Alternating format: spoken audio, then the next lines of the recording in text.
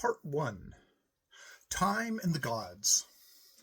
Once, when the gods were young and only their swarthy servant Time was without age, the gods lay sleeping by a broad river upon earth.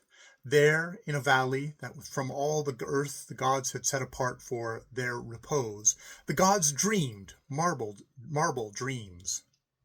And with domes and pinnacles, their dreams arose and stood up proudly between the river and the sky, all shimmering white to the morning.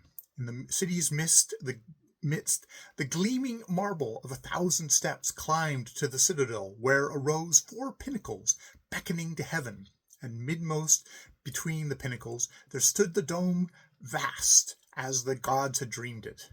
All around, terrace by terrace, there went marble lawns, well guarded by onyx lions and carved with effigies of all the gods striding amidst the symbols of the worlds. With a sound like tinkling bells, far off in a land of shepherds, hidden by some hill, the waters of many fountains turned again home. Then the gods awoke, and there stood Sardathrion. Not to common men have the gods given to walk Sardathrion's streets, and not to common eyes to see her fountains. Only to those whom in lonely passes in the night the gods have spoken, leaning through the stars, to those who have heard the voices of the gods above the morning, or seen their faces bending above the sea.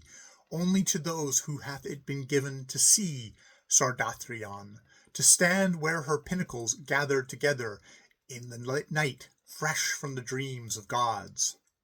For round the valley a great desert lies, through which no common traveller may come, but those whom the gods have chosen feel suddenly a great longing at heart, and crossing the mountains that divide the desert from the world, set out across it, driven by the gods, till hidden in the desert's mists, they find the valley at last, and look with eyes upon Sardathrion.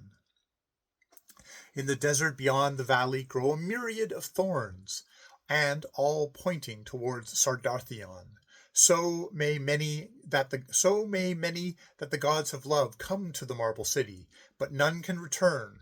For other cities are no fitting home for men whose feet have touched Sardathrion's marble streets, where even the gods have not been ashamed to come in the guise of men with their cloaks wrapped about their faces. Therefore, no city shall ever hear the songs that are sung in the marble citadel by those in whose ears have rung the voices of the gods. No report shall ever come to other lands of the music of the fall of Sardathrion's fountains, when the waters which went heavenward return again into the lake, where the gods cool their brows, sometimes in the guise of men. None may ever hear the speech of the poets of that city, to whom the gods have spoken. It stands aloof. There have been no rumor of it. I alone have dreamed it, and I may not be sure that my dreams are true. Above the twilight the gods were seated in the after years, ruling the worlds. No longer now they walked at evening in the marble city, hearing the fountains splash, or listening to the singing of men they loved, because it was in the after years, and the work of the gods was to be done.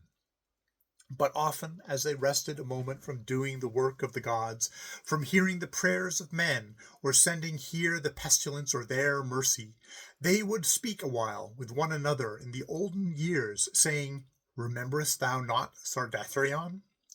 And another would answer, "Ah, Sardathrion, and all Sardathrion's mist-draped marble lawns, whereupon we walked not now." Then the gods turned to do the work of the gods, answering the prayers of men or smiting them, and ever they sent their swarthy servant Time to heal or overwhelm. And Time went forth into the worlds to obey the commands of the gods, yet he cast furtive glances at his masters, and the gods distrusted Time because he had known the worlds, or ever the gods became. One day, when furtive Time had gone into the worlds to nimbly smite some city whereof the gods were weary, the gods above the twilight, speaking to one another, said, "Surely we are the lords of time and gods of the worlds beside. See how our city Sardathrion lifts over other cities. Others arise and perish, but Sardathrion stands yet, the first and the last of cities. Rivers are lost in the sea, and streams forsake the hills, but ever Sardathrion's fountains arise in our dream city. As was Sardathrion when the gods were young, so are her streets today, as a sign that we are the gods. Suddenly the swart figure of Time stood up before the gods, with both hands dripping with blood, and a red sword dangling idly from his fingers, and said, "Sardathrion is gone. I have overthrown it."